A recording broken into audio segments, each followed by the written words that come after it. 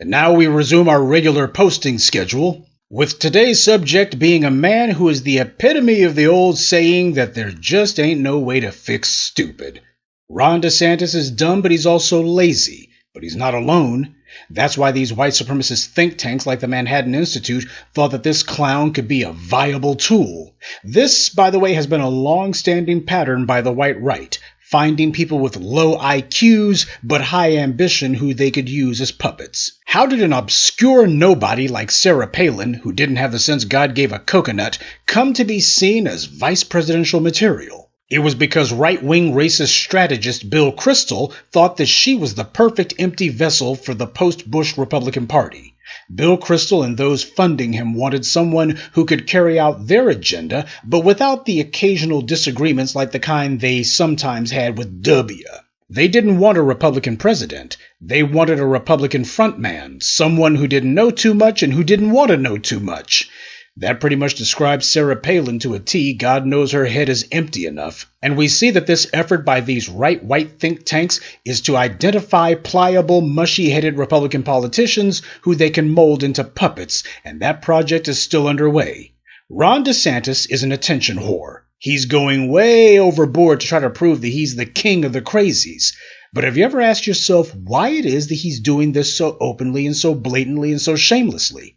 I haven't done that many video essays about DeSantis, mainly because this is someone who, in my opinion, isn't going to get far enough to be of any sort of substantive threat. Hell, even if by some unholy miracle this moron gets the presidency, he wouldn't know what to do with it.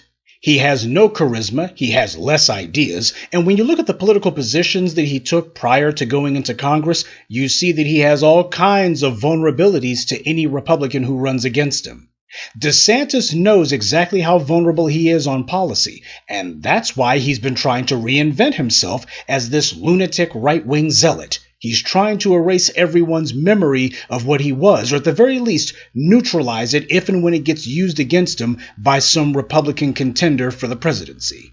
That's the reason why he has no problem carrying out all of these illegal maneuvers and making a grand fool of himself. He wants people to remember this stupidity because it's better than what they would remember if they thought about his record prior to when he was in Congress. As long as we're talking about his asinine legislation such as it is, or his so-called voter suppression police, then we're not talking about his political past. Sure, his racial hysteria about critical race theory goes nowhere, but if he allows the conversation to ever become about his political past, then that's a dead end, especially in today's GOP. But Donald Trump is showing DeSantis that he understands the game far better than DeSantis ever will. I told you about DeSantis and that menstrual cycle nonsense for underage athletes going on in Florida. When you have someone like DeSantis who is so eager to get people to think that he wants to protect children, it reminds me of all these Republican politicians who you see constantly railing against homosexuality, and then you inevitably find out later on that they were gay themselves. It's the guilty dog who barks the loudest. Florida is also the home of Congressman Matt Gaetz, who everybody knows is part of an investigation into pedophilia. DeSantis and Gaetz, they deserve each other. Like with like, I always say. But what Trump is doing to DeSantis is a classic political strategy. Find out what your opponent's political strength is and turn it into a weakness. If DeSantis has tried to build a power base by branding himself as some righteous guardian of white children, then show that he's actually a child groomer instead. Trump is setting up exactly that narrative, and that DeSantis refuses to even deny it tells you that there's probably plenty more where that came from. Now, the dynamics of the GOP since Trump came on the scene have gotten a tad complicated. The GOP leadership hates Trump. And when I say leadership, I'm talking about the career DC politicians, the inside the Beltway crowd, as well as the donor class back of them. Ideology doesn't matter that much to these donors, by the way. It's useful for the sake of getting votes, but with the exception of taxes or government contracts, they don't really have an ideology, at least not the kind that's espoused by their political puppets. They are political royalty, because their money controls who gets into D.C. and who is permanently locked out. And as Madison Cawthorn found out, their money controls who gets run out of town on a rail. It's been this way for a very long time now.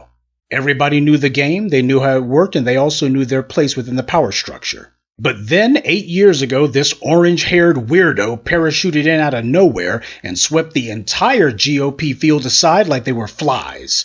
Nothing they did or said about him stuck.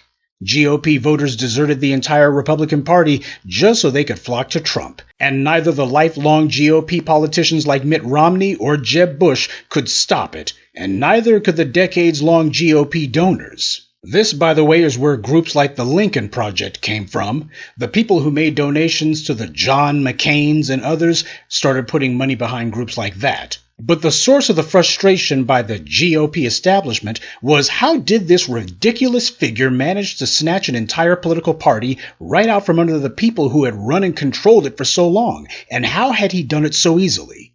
It's because Trump recognized something the GOP leadership didn't, that their own voters didn't like them, mainly because they had been in D.C. for so long and comparatively had so little to show for it. Trump successfully branded the GOP establishment as lifelong politicians who were irredeemable. They'd spent their lives learning to play the game, and only someone who was totally from outside the process like himself could change things. As Trump put it, only I can fix it. And a lot of those Republican-based voters went for it. And when it comes to the lifelong GOP political class who don't do anything except for run for office, Ron DeSantis also falls into that category. He's a career politician who's climbed the ladder by being part of the GOP establishment. Like a number of GOP would-be up-and-comers, DeSantis figured out that nobody would vote for him as president, especially not in the age of Trump. DeSantis thought that he would be clever by spending the Trump years trying to remake himself as a mini-Trump, basically a distinction without a difference, i.e., Trump without the baggage. You hear that phrase a lot from these career GOP politicians, you know, the ones who are trying to straddle the fence with one foot in the GOP establishment while having a few toes over in MAGA land. They're trying to keep the base from rejecting them while also keeping faith with the GOP leadership. But as I've already explained, the difference between Trump and the rest of the GOP politicians goes way beyond just Trump's tone. What the imitation Trumpers like DeSantis don't understand is that Trump without the baggage doesn't work. The Republican base is too far gone for them to go for somebody who tries to be a watered-down, reasonable version of Trump. The very things that the DeSantises and others claim needs to be sanitized from Trump's delivery is exactly the kind of things that the GOP base loves about him. They love Trump precisely because he's unreasonable, and he makes it where they can openly say all the racist stuff that they've been wanting to for so long. DeSantis and these other GOP lifers are trying to offer the Republican base a version of Diet Trump, but that's not attractive to them as the real thing. No politician in America was happier than Ron DeSantis when Donald Trump was voted out. He had been planning to make a presidential run since before he became governor. He had managed not to fall into Trump's crosshairs, but that was only because he hadn't done anything to get in Trump's way up until that point. Now that it's become clear that DeSantis is trying to make a run for the presidency, the orange man hasn't taken that very well, especially since the presidency may be the only way that Trump can avoid jail time. DeSantis has no defense against Trump. He can't scream critical race theory or woke against Trump. What DeSantis is doing is saying that he's focusing on beating Joe Biden, not on attacking other Republicans. This empty-headed moron has no idea how weak that makes him look. Trump has created a new style of politics. In the past, a candidate who was trying to be the quote-unquote adult in the room might have worked, especially with older GOP voters or educated GOP voters. But since Trump came on the scene, trying to be the candidate of civility only makes you the candidate of weakness. DeSantis has painted himself into a corner. He spent so long trying to brand himself as a Trump-style candidate, Trump without the baggage. He's a candidate in the mold of Donald Trump. He spent so long trying to solidify that image of himself.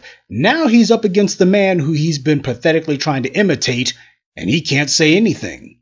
And by trying to do this pathetic nonsense about, I'm going to concentrate on attacking Joe Biden like I've been doing for years, DeSantis is looking a lot like his predecessor, Jeb Bush. Jeb Bush was also governor of Florida, and he came under attack by Donald Trump during the 2015 primaries.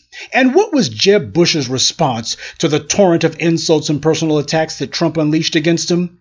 Jeb Bush claimed that the GOP's top priority had to be stopping Hillary Clinton and not each other. But, like Jeb Bush before him, DeSantis fails to understand that if he doesn't survive the primaries, he'll never get a chance to become president. And in the primaries, you can't accuse your GOP opponents of being woke or pushing critical race theory, etc. DeSantis has no ideas, and he has no policies. All he has are some pre-canned talking points that were given to him by these white-right think tanks. But that's not going to work against Trump. Trump understands that in a game of one-upmanship, whoever is willing to be the most extreme wins. And he's also showing DeSantis exactly how far he's willing to go. All of Donald Trump's indiscretions and all of his shameful secrets have been laid bare before the public a long time ago. It's impossible to shame Trump precisely because everybody already knows his dirty little dealings. It's all of these other politicians who are the ones that are vulnerable to that kind of shaming. The GOP establishment and the white media hates that Donald Trump is still out there. They want him gone so things can go back to normal, for them. But with DeSantis, they picked the wrong tool for the job. Trump recognizes something else about DeSantis that would make him into a sitting duck in a primary battle. DeSantis' utter obsession with critical race theory and wokeness have made him a one-trick pony. When the hurricane struck Florida last year, DeSantis was completely dumbfounded when the white media demanded to know why he wasn't ready for it. He couldn't do his culture warrior shtick with the natural disaster. He couldn't shoehorn critical race theory into the conversation when he was standing in the rubble that used to be an entire neighborhood. It was obvious to everyone that it doesn't take much to get DeSantis off his game. He only knows how to perform for the carefully stage-managed photo ops that Christopher Rufo sets up for him. Trump, on the other hand, is far superior at improvisation. Sure, he'll put his foot in his mouth more than once, but he's never been a deer in headlights. You hit Trump, he'll hit back. He doesn't respond with something tepid or weak. DeSantis' only two talking points are no good against Trump. He can't accuse Trump of being woke or of promoting CRT. And because DeSantis never bothered to cultivate any skills or policies other than imitating Trump and running against black people, he's already taking on water. His stupid photo ops and getting on Tucker Carlson tonight won't stop this train from running him over. DeSantis is a prime example of what happens when a desperate politician has no identity and no ideas. All he can think of is to get attention. Good or bad doesn't matter to him. He thinks merely raising his profile and name recognition in and of itself is enough. And he's now finding out that it's not. DeSantis could go stand buck naked in front of the Statue of Liberty and set himself on fire. That would get plenty of headlines, but how many votes would it get him? He equates publicity with political viability, and he's wrong. There were plenty of GOP politicians who had more money than Trump, and others who had greater name recognition, and he crushed all of them. Trump's campaign runs on anger and fear. DeSantis' campaign, on the other hand, runs on spite and pettiness. So although DeSantis is obnoxious, as I've already explained in my prior videos about him, history has shown that the primary candidate who comes charging out of the gate first is also the one who tends to burn out first, too. When it comes to capturing the presidency, slow and steady wins the race. Maybe if DeSantis learned to read a history book instead of banning them, he would have known that. Good evening, and be one. I'd like to take a moment to mention some of our contributors. R. Laz, Samora Morris, Montrez Braxton, Johnny Martin, and Latavius. Salute to them and thank you to everyone for listening, liking, and sharing this message. Black empowerment only exists because of you.